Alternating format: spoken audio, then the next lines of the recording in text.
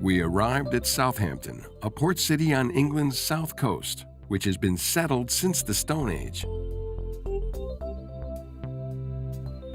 It is home to the Sea City Museum, with an interactive model of the Titanic, which departed from Southampton in 1912. The Tudor House and Garden showcases artifacts that cover over 800 years of history.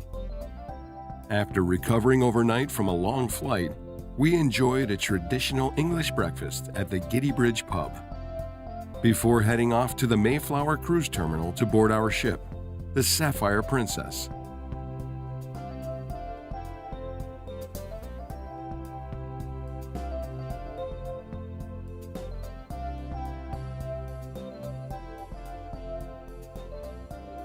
We were off on an exciting voyage to discover new places, meet new people, and make new friends.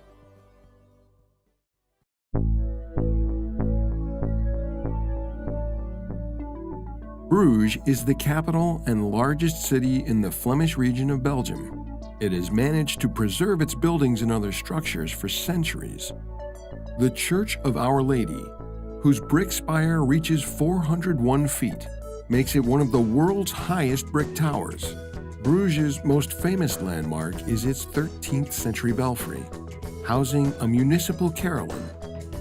A city that we easily covered on foot, Bruges has the unique feature of having a canal that runs through the whole city and is sometimes called Little Venice of the North.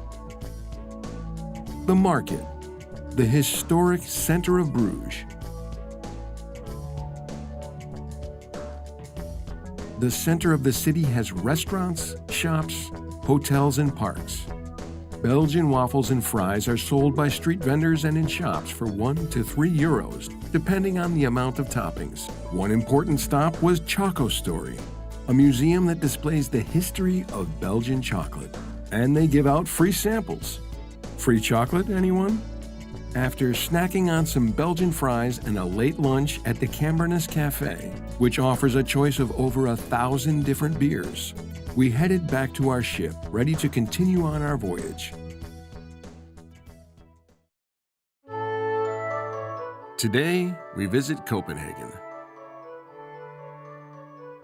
Founded during the 12th century on a series of islands, the city is laced with graceful canals and boasts some of the most charming architecture in Northern Europe. The city owes much of its appeal to the buildings erected by Denmark's monarchs.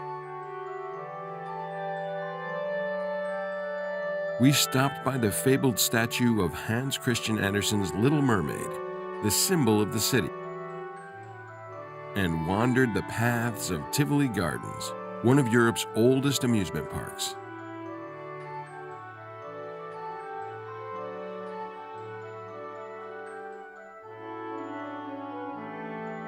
At the Amalienborg Palace, the prime winter residence of the Danish royal family, we marveled at the palatial complex comprised of 4 identical palaces planned around a beautiful octagonal courtyard. Spanning 800 years, Christiansborg Palace has been the seat of the Danish Parliament, the Danish Prime Minister's office, and the Supreme Court of Denmark. St. Albans Church is located in a peaceful park setting in the northern part of the city center, next to Geffen Fountain, which features a large-scale group of animal figures being driven by the Norse goddess Geffen.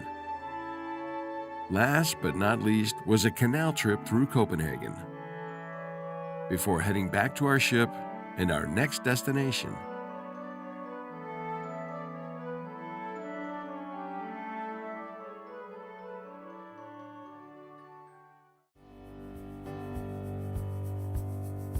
Stockholm, the capital of Sweden, encompasses 14 islands and more than 50 bridges. Ferries and sightseeing boats shuttle passengers between the islands. The cobblestone streets and ochre-colored buildings of the Old Town are home to the 13th century Storkirken Cathedral, the Royal Palace, and the Nobel Museum. The Vasa Museum displays the only almost fully intact 17th century ship that has ever been salvaged.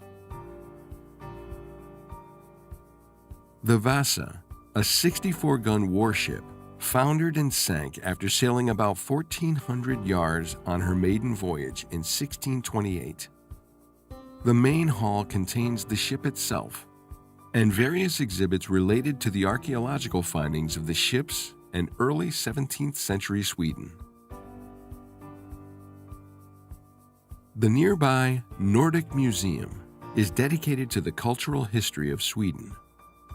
After stopping for a traditional lunch of Swedish meatballs and lingonberry sauce, we continued on a walking tour that took us by the German church in the Old Town, the Town Hall, and the Stockholm Opera House, and the Stockholm Palace, where we witnessed the changing of the palace guard. Then it was back to our ship to continue on our journey.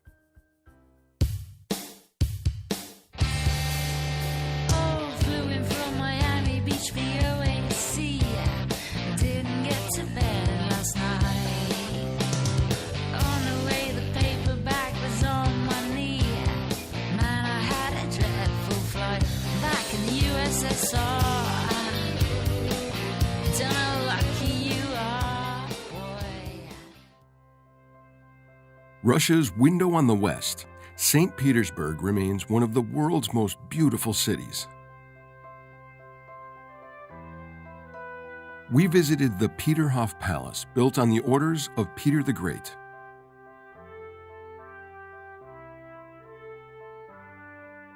A series of palaces, gardens, and fountains, it's sometimes referred to as the Russian Versailles. As we toured the palace, we were awed by the spectacular interior. Many rooms are covered in gold.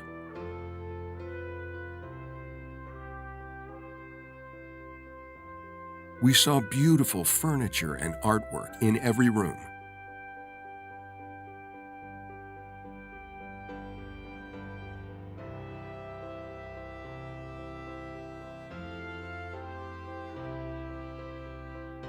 As we wandered along the beautifully landscaped grounds, the palace's famous cascading fountains came to life.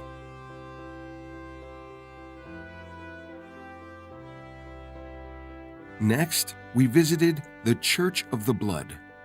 Situated along the Griboyedov Canal, the church was constructed during the reign of Alexander III as a memorial to his father.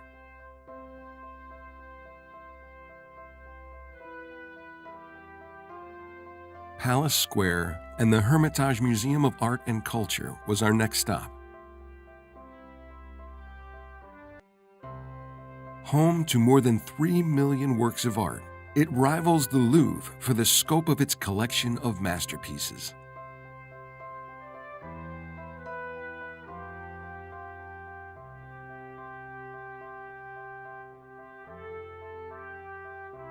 Then it was on to St. Isaac's Cathedral, the largest Russian Orthodox cathedral and the 4th largest in the world.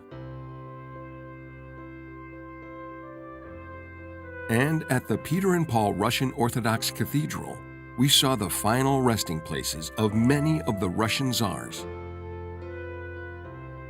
We toured the Yusupov Palace on the Moika River.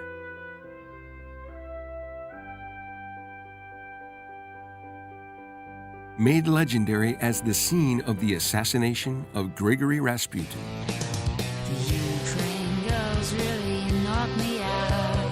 Leave the West behind. Moscow girls make me sing and shout. Georgia's always on my. Finally, we were treated to an exhilarating and informative canal cruise to the Neva River, which runs through the heart of St. Petersburg. Let me hear you about a lake that's ringing out. Come and keep your comrade warm back in the USSR. Don't know how lucky you are, boy, yeah. Back in the USSR.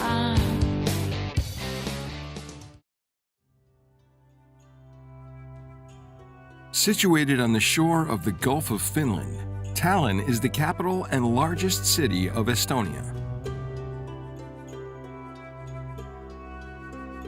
We walked along the walled cobblestone streets of Old Town, passing by Toompea Castle, built in 1219 by Danish invaders, and Kikkendekoog, a 15th century defensive tower. We stopped to view Tallinn's Song Festival grounds, where every 5 years a song festival is held, attracting an audience of nearly 100,000 people. Dating back to the 13th century, Tallinn's town hall is the oldest in North Europe and the only one preserved in Gothic style. And St. Mary's Cathedral, established by the Danes in the 13th century, is the oldest church in Tallinn and mainland Estonia. We visited the spectacular onion-domed St. Alexander Nevsky Cathedral, Estonia's main Russian Orthodox cathedral. Built in 1900, when Estonia was part of the Tsarist Russian Empire, the cathedral was originally intended as a symbol of the empire's dominance, both religious and political. Then it was back to our ship and off to our next port of call, Helsinki. Helsinki, the capital city of Finland, is located on the shore of the Gulf of Finland. It is the country's most important center for politics, education, finance, culture, and research. Often considered to be Finland's only metropolis, it is the world's northernmost metro area with over 1 million people. We visited Senate Square.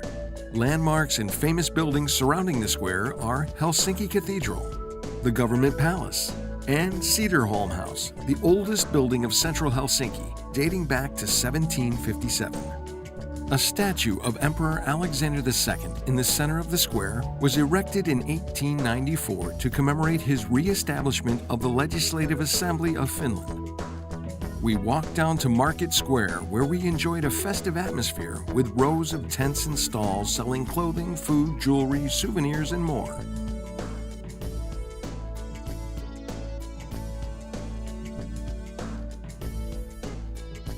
From there, we could see Helsinki's City Hall and its Russian Orthodox Cathedral. At Sibelius Park, a unique abstract monument dedicated to famed Finnish composer Jean Sibelius, is meant to reflect the rugged natural beauty of Finland.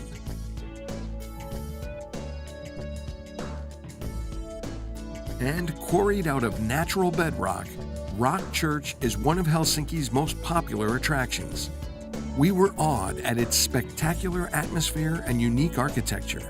It was an unforgettable experience, with its copper dome, exposed rocks, and concrete beams. Weary after a long and exciting day, we returned to our ship to recuperate and get ready for our next port of call.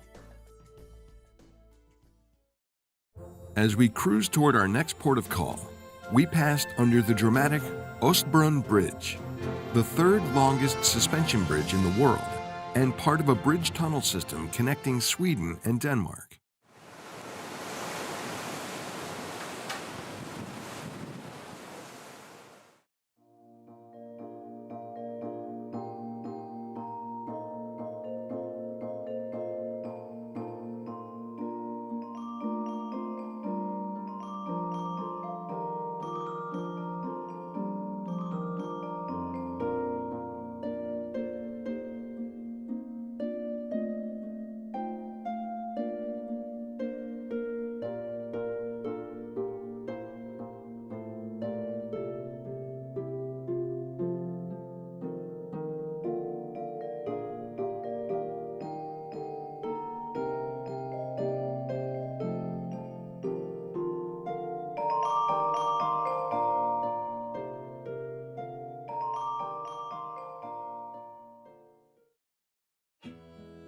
The Old Town in Gdansk, Poland, is one of Europe's largest historical centers.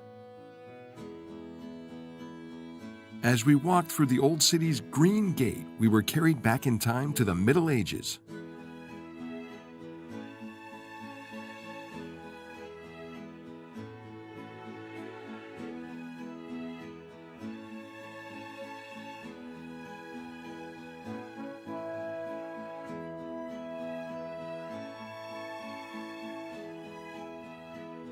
There were many shops to browse, as well as several restaurants, some with very interesting menus. Built in the late 14th century, the town hall, its spire with a golden replica of King Zygmunt August on its pinnacle, dominates Old Town's skyline. We visited St. Mary's Basilica, believed to be the largest brick church in the world. With 37 windows, over 300 tombstones, and 31 chapels, it can hold up to 25,000 people. Its enormous astronomical clock dating from 1464 has complex dials showing the time and date, phases of the moon, and the position of the moon and sun in relation to the zodiac signs. The castle of the Teutonic Order in Malbork is a 13th century castle and fortress located near the town of Malbork, Poland. It is the largest castle in the world measured by land area and is a UNESCO World Heritage Site. Heavily damaged during World War II, the castle was renovated under the sponsorship of modern-day Poland in the second half of the 20th century. Now a classic example of a medieval fortress, it hosts exhibitions and serves as a museum.